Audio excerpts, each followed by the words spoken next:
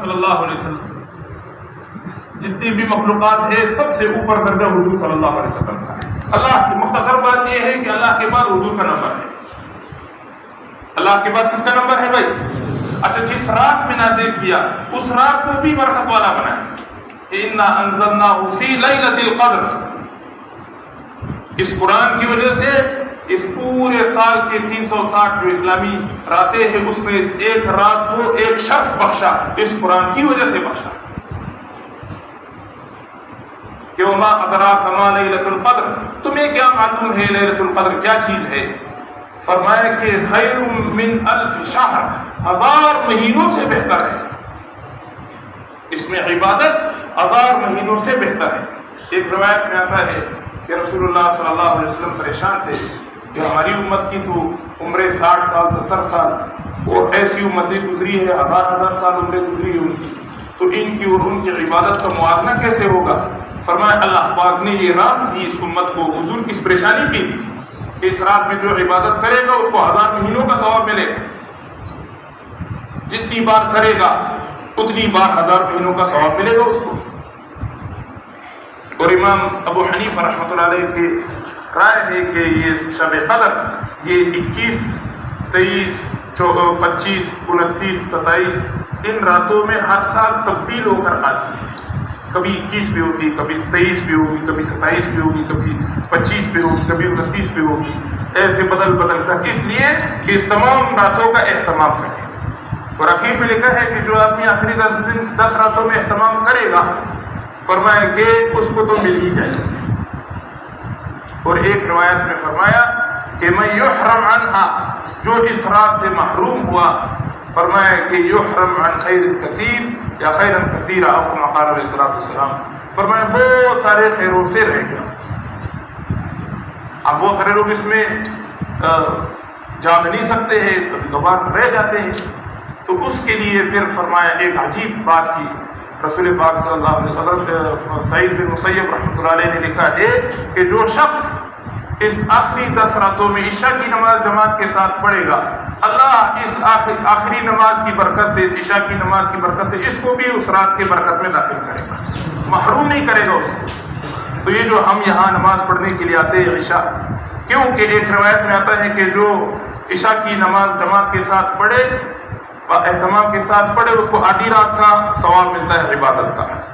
اور جو فجر کی پڑھے گا آدھی رات کا اس کو بھی مل جائے گا. جب دونوں ہو جائیں گے تو پوری رات کا ثواب اللہ پاک دیتے ہیں. تو اس پر شکر الحمدللہ اللہ پاک نے ہمیں توفیق دی. اور جو اس رات کو پائے اس کی تو اور بات ہے. تو میں عرض کر رہا تھا کہ یہ رات جس رات میں اتارا گیا وہ رات بھی بابرکت ہے.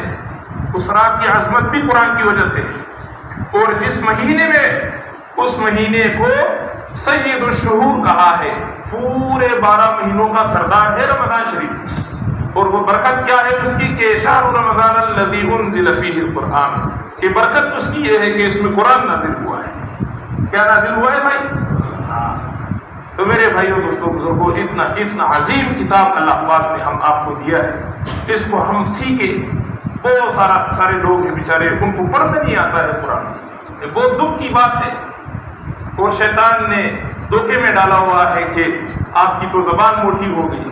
کھانے پینے کے وقت میں زبان نہیں ہے موٹی، باتوں میں زبان موٹی نہیں ہے، قرآن سیکھنے میں پھر زبان موٹی ہو جاتی ہے. یہ شیطان کا دھوکہ ہے. ہم سیکھیں، روزانہ ایک لفظ سیکھیں، الحمد للہ رب العالمین. ایک لفظ سیکھتے رہے. اگر اسی سورہ فاتحہ میں موت آ گئی، اللہ کی قسم اس سیکھنے کی نیت سے بڑے بڑے تالیوں میں قیامت کے دن اللہ اٹھائے گا. نیت سیکھنے کی ہو، سیکھیں ہم اس کو. نماز کے اندر اس کو پڑھتے ہیں، اس کے الفاظ کو ہم سیکھیں. تبلیغ والوں کو اللہ جزائے خیر دے. بہت ساروں کو تبلیغ والوں نے شوق دلوایا. انہوں نے بڑھاپے میں قرآن شروع کیا، سیکھ کر ختم کیا. بہت سارے لوگوں کو میں نے دیکھا کہ بچپن میں نہیں پڑھا تھا، 4 مہینے لگے، پھر شوق پیدا ہو گیا، سیکھ پھر ختم کر دیا. اور بہت سارے ایسے تھے جن کی غلطیاں تھی، وہ اللہ کے راستے میں نکل کر اور روزانہ تجوید کرتے ہیں. وہ نماز کے اندر جو صورتیں پڑھی جاتی ہے اس کی غلطیاں نکال کر نماز ٹھیک ہو. بہت بڑا مسئلہ ہے. علماء کرام فرماتے ہیں جس شخص کا کی ایسی غلطی ہو قرآن مجید میں کہ اس سے ترجمہ تبدیل ہو جائے، فرمایا کہ اس کی نماز ٹوٹ جاتی ہے. یعنی ایک آدمی سیکھا ہوا ہے، وہ پڑھتا ہے الحمدللہ رب العالمین، اس کا ترجمہ ہے کہ تمام تعریفیں اللہ کے لیے ہیں. اور ایک آدمی نہیں سیکھا ہوا وہ کہتا ہے الحمدللہ، اس کا معنی ہے کہ تمام توڑ پھوڑ اللہ کے لیے. ایک آدمی پڑھتا ہے فصلی لربک وانحر، کہ تو نماز پڑھ پھر نحر قربانی کر. اگر اس کو پڑھے فصلی لربک وانحر، اس کا معنی ہے کہ تو نماز پڑھ پھر تو ڈانٹ. ترجمہ تبدیل ہوا کہ نہیں ہوا؟ یہ عام صورتوں میں، بڑی بڑی میں تو جو تو ہم پڑھتے بھی نہیں ہیں، خیر جو ہم نماز میں پڑھتے ہیں وہ صورتیں استعمال کی، ہمارے روزانہ پڑھنے کی ہے ہماری صورتیں. کہ فذلک الذی یدع الیتیم، کہ وہ شخص جو یتیم کو دھکے دیتا ہے. اسی لفظ کو تھوڑا سا غلط پڑھے فذلک الذی یدع الیتیم، کہ وہ شخص جو یتیم کو دعوت دیتا ہے کھانے کے لیے. اتنا فرق پڑ جاتا ہے. تو میرے بھائیو دوستو، عزم کریں کہ انشاءاللہ اس کو سیکھیں گے بھی، سیکھنے کے بعد پھر اس کو پڑھیں گے. قرآن علماء کرام فرماتے ہیں مبالغے کا وزن ہے قرآن، اس لیے اس کا نام قرآن رکھا کہ اس کو بار بار بار بار بار بار بار بار پڑھا جائے، چھوڑا نہ جائے اس کو. اس لیے کہ بار بار آدمی پڑھتا رہے، بار بار پڑھتا رہے، بار بار پڑھتا رہے، اس کو چھوڑے نہیں. اس لیے جو حافظ صاحب نے آخری 2 رکعتوں میں جو ہے دوبارہ الف لام میم سے شروع کیا کہ نہیں کیا، یہ سنت ہے. حضور پاک صلی اللہ علیہ وسلم آخری 2 رکعتوں میں جو ہے وہ حال المرتحل اس کو کہتے ہیں کہ دوبارہ پوچھ کر کے شروع کر دیا.